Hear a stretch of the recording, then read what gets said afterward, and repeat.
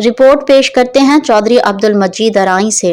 معلومات تک رسائی ہر شہری کا بنیادی اور جمہوری حق ہے۔ صدر و وزیر اعظم اسلام آباد صدر مملکت آصف علی زرداری نے عالمی دن برائے معلومات تک رسائی کے موقع پر اپنے پیغام میں کہا کہ معلومات تک رسائی ہر شہری کا بنیادی اور جمہوری حق ہے۔ صدر آصف علی زرداری نے کہا کہ معلومات کا آزادانہ بہاؤ شفافیت، جواب دہی اور اچھی حکمرانی کو فروغ دینا ہے۔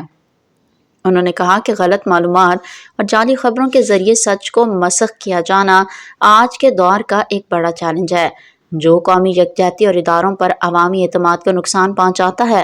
صدر مملکت نے زور دیا کہ ذمہ دارانہ رپورٹنگ اور درست معلومات کی فراہمی کو جمہوری استحکام کے لیے ناگزیر ہے، اور کہا کہ بروقت اور درست معلومات تک رسائی شہریوں کو بااختیار بناتی ہے۔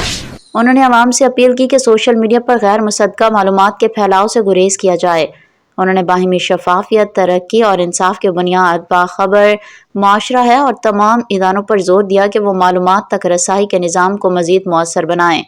دوسری طرف وزیر اعظم محمد شہباز شریف نے کہا کہ معلومات تک رسائی ہر شہری کا جمہوری حق ہے، جو شفاف طرز حکمرانی، ادارہ جاتی جواب دہی اور عوامی خود مختاری کا ضامن ہے۔